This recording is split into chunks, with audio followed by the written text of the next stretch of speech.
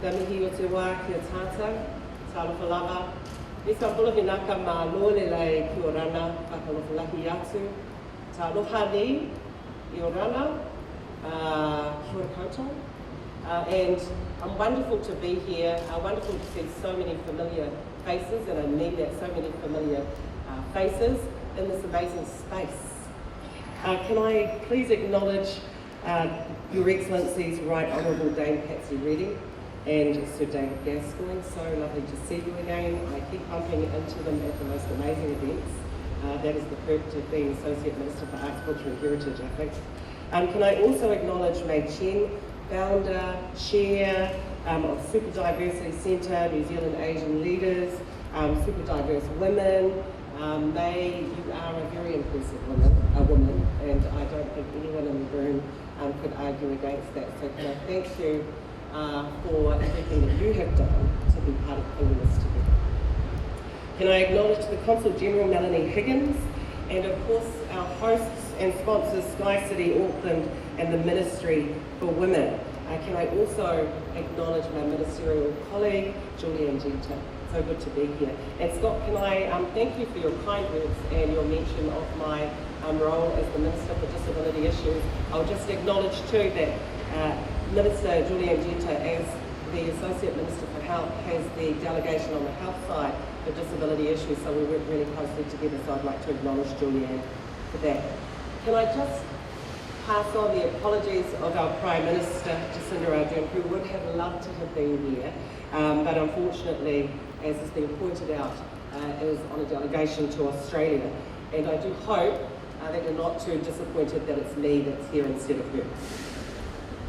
I had a whole speech written out that just this afternoon I threw away because I wanted to share a part of my day with you that not only gives you some insight into my identity as well as the importance of identity for the next generation of New Zealanders, but also provides what I think is quite a beautiful example of how diversity and identity can be valued.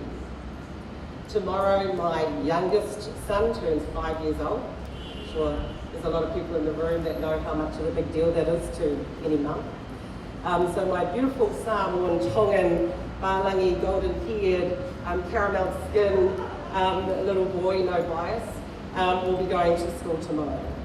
His ECE centre is in Titirangi, and so this morning they put on a graduation for him, which is what they do for any child who's leaving to go on to primary school. So this morning I got back from Wellington, flying back for his graduation, being lucky enough to get leave from Parliament, and his grandfather was getting him all dressed up in his lovely Aveni Island-style shirt, had pulled his long golden curly hair back in a nice tight, tidy bun. His older brother, who's 20 years old, was there early to help him get ready and to also attend the graduation. The ECE Centre is in Titirangi, so there isn't a massive Pacific community in Titirangi, and none of the teachers there are Pacific, but the centre has always actively incorporated opportunities for the children to learn about their own and other people's cultures within the centre. When we arrived this morning, just like every other day, we were welcomed warmly by the teachers, but today was slightly different as the children were preparing to farewell Isaiah and celebrate his graduation from the centre. Despite the fact that none of the teachers were Pacific, one of the teachers had actually prepared Isaiah lolly lei to wear over his graduation gown. Balangi teacher said to me this morning she'd never done one before, but she really wanted to make him a lolly lei. He's a 4-year-old boy and doesn't need the sugar, but culturally how appropriate, because anyone who knows Pacific people knows that during those moments of celebration, we often wear lolly leis.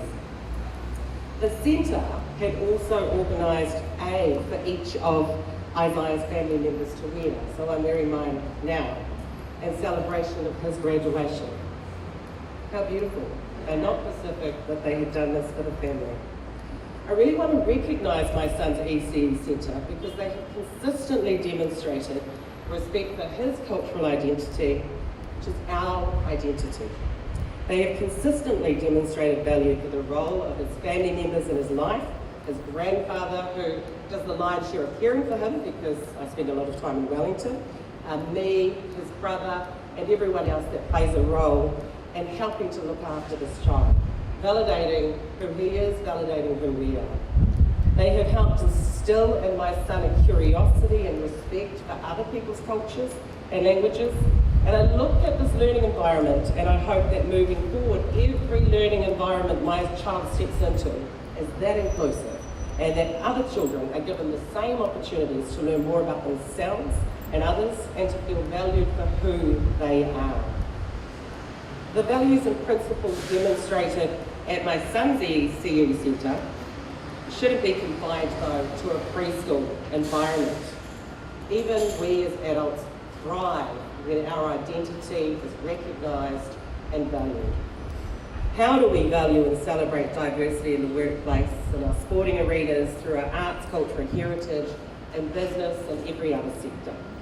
What do we do to extend our understanding of other people's cultures and languages? And how serious are we about ensuring we are inclusive and we do genuinely, truly appreciate the benefits of being so? I want to see those values lived in all aspects of life here in New Zealand, and that's why I'm here to support what we're here for today, about celebrating our identity. I am Pacific, I am a woman, I am a mother.